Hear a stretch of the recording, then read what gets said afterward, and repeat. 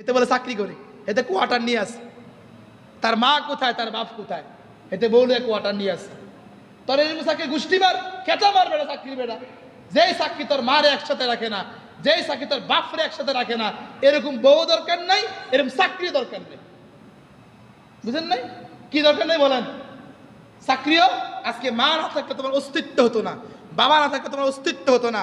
সেই বাপ মারে বাদ দিয়া আপনি এখন কোয়ার্টার নিয়ে, আরো কত মাসে মাসে বাড়িতে হুজুর আলহামদুলিল্লাহ আপনি দোয়া করেন, আমি এখন কোয়ার্টার নিয়ে আছি, এত টাকা বেতন পাই আলহামদুলিল্লাহ, আমি আমার বউ খাইয়া আরো 10-20 টাকা ব্যাংকে জমা করতে পারি।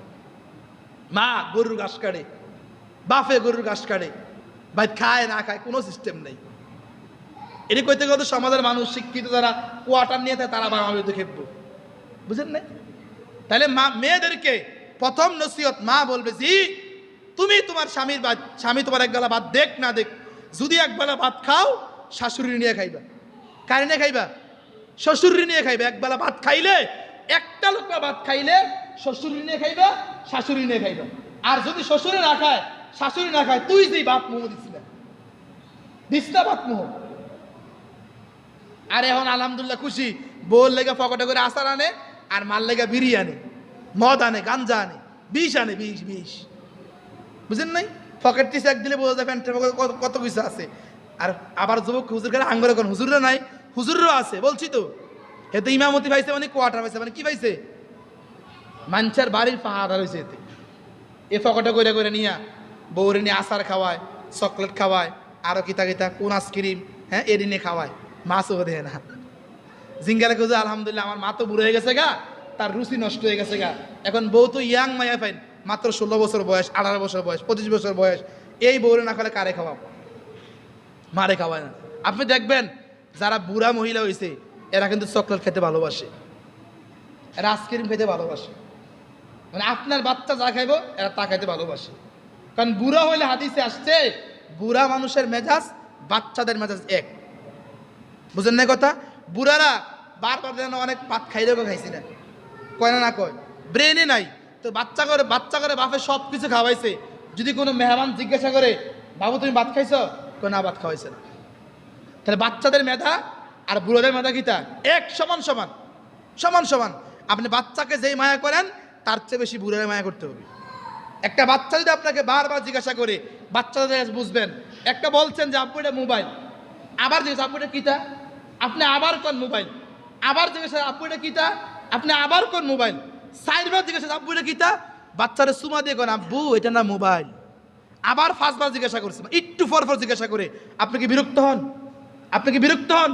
আর বাচ্চারা সুমা দেন, কিন্তু মা যখন একটা কথাকে দ্বিতীয়বার জিজ্ঞাসা করে আব্বু এটা কিতা আনছো, আরে বেটি বুঝছ না কথা, কেটকেরাস খালি কইলাম না মোবাইল, এটা পার্থক্য আছে না নাই? আছে না নাই? তাহলে এখানে আপনি কারে বেশি ভালোবাসলেন? বাচ্চারে বেশি ভালোবাসলেন, মারে কম ভালোবাসলেন।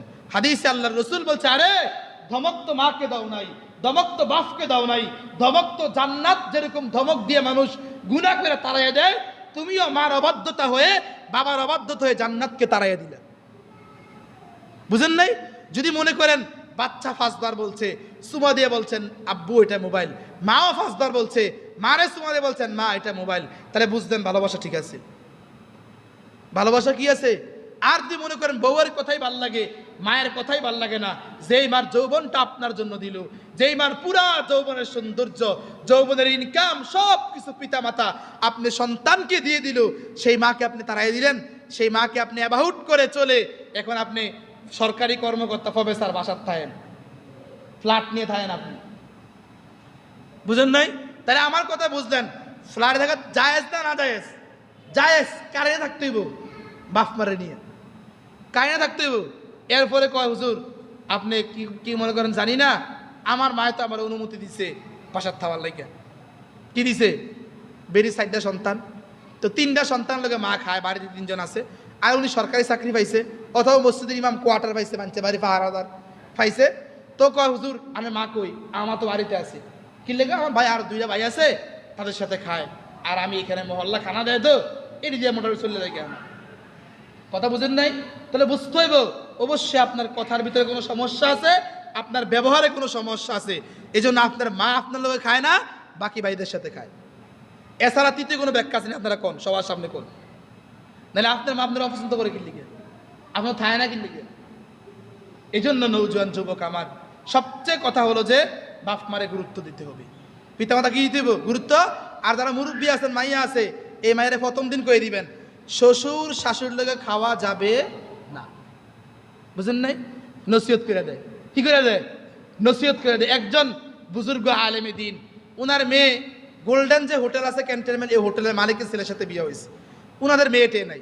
তো উনি আমারে ফোন দিয়ে বলছে, হুজুর আলহামদুলিল্লাহ আমার মেয়েটা ভালো জায়গায় বিয়ে হয়েছে। আমি কি নসিহত কি করছেন? তো তার বাইক কেউ নাই, ছেলে, ছেলের বাবা, ছেলের মা। তো হুজুরে বলছে, মা যদি শ্বশুর শাশুড়ির সাথে ঝগড়া হয় আর ঝগড়া আমার বাড়িতে আসো, আমার লাশ তুমি দেখবা, লাশ। আমি বলছি জীবনে ভালো কাজ করলে এইটাই করছেন। ভালো কাজ তো বহুত করছেন, এটি ভালো কাজ না, এটা ভালো কাজ। এই মেয়ে জীবনে শ্বশুরের ঝগড়া করতো না, এই মেয়ে জীবনে শ্বশুরের ছাড়া খানা খাইতো না, এই মেয়ে জীবনে শাশুড়ি ছাড়া খানা খাইতো না। আর যদি আপনি প্রথম দিন লাইক দিয়ে দেন, জি জামাইয়ের মন রক্ষা করিস, জামাইয়ের মন কি করিস রক্ষা করিস, নিশ্চিত মাইয়া দেখবেন 1 মাস পরে বাসা হয়ে গেছে, ঝগড়া লাগছি। আপনি কইবেন কি তা, জি শ্বশুর শাশুড়ির মন রক্ষা করার পরে জামাইয়ের মন রক্ষা করিস, তাহলে মেয়ের সংসার টিকবে। আকসার সংসার ভাঙ্গে শুধু এই কারণেই। এই যে শায়েখ আল্লামা জুলফিকার আহমদ নকশবন্দি দামাত বারাকাতুহু, ওনার অনেকগুলো কিতাব আছে, এর ভিতরে একটা কিতাব মিয়া বিবি, যে পড়ছে তেই বুঝবে, বুঝেন নাই? কত সুন্দর কিতাব। মার সাথে কেমন আচরণ করবে, শ্বশুরে কেমনে ম্যানেজ করবে, শাশুড়িরে কেমনে ম্যানেজ করবে, জামাইরে কেমনে ম্যানেজ করবে, তিনজনকে নিয়ে কেমনে একসাথে খাবার খাবে, এটা শিক্ষা দিচ্ছে। আলাদা রুম, শ্বশুরে খায় এক রুমো, শাশুড়ি খায় এক রুমো, বউ খায় এক রুমো, জামাই খায় এক রুমে। রসুলের শিক্ষা, দিশে খাবার খাওয়া।